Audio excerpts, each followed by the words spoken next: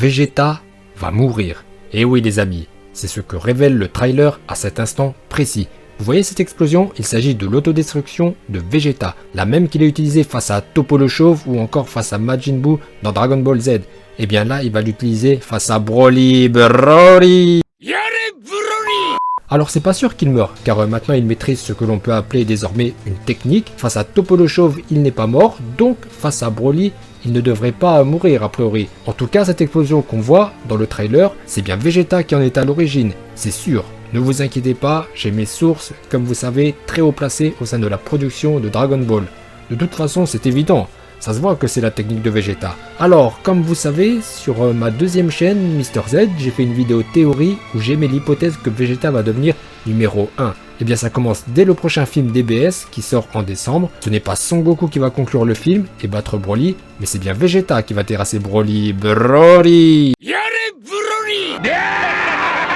Comme vous savez, Vegeta va devenir dieu de la destruction à la place de Beerus, car la règle veut que le dieu de la destruction soit l'être le plus puissant de l'univers. C'est le cas dans tous les univers excepté dans les univers 11 et 7. Bon, pour l'univers 11, c'est réglé. Toppo le Chauve va prendre la place de Vermoud. Reste l'univers 7 où le problème n'est pas encore réglé, car Beerus est loin d'être le plus fort de l'univers. Il est déjà dépassé par Son Goku Ultra Instinct, par Broly et aussi par Vegeta qui a battu Toppo en mode Akaishin. Et peut-être même que Freezer est désormais plus fort que Beerus s'il s'est entraîné. Et même s'il ne s'est pas entraîné, il a dû progresser grâce à son crâne chauve aérodynamique. Le Mega Tenno Chauve, oui. Donc Beerus va laisser sa place à Vegeta, car comme je l'ai expliqué dans cette vidéo, pour une question d'équilibre des 12 univers entre chauve et chevelu, Beerus doit laisser sa place à un personnage chevelu. Et c'est Beerus qui doit choisir son successeur. Comme dans l'univers 11, c'est Vermoud qui a choisi Toppo, car normalement c'est Jiren qui aurait dû être Akaishin. Et donc Beerus va choisir Vegeta en tant que Akaishin.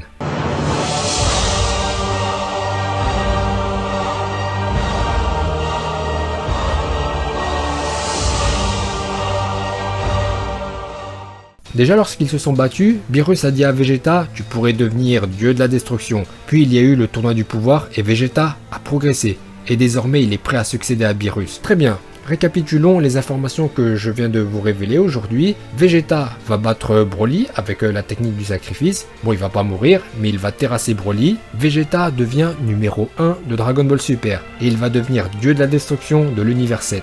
Voilà, donc ce sont des informations de sources sûres. J'ai passé des coups de fil et envoyé des mails pour m'en assurer. Et grâce à votre serviteur et porte-parole, je suis désormais en mesure de vous dévoiler toutes ces informations officielles. Écoutez, cette vidéo arrive maintenant à son terme. Bon bah maintenant vous allez mettre votre like car mon travail est extraordinaire.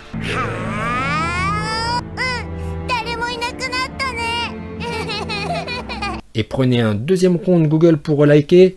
Allez-y, et je vous dis à bientôt.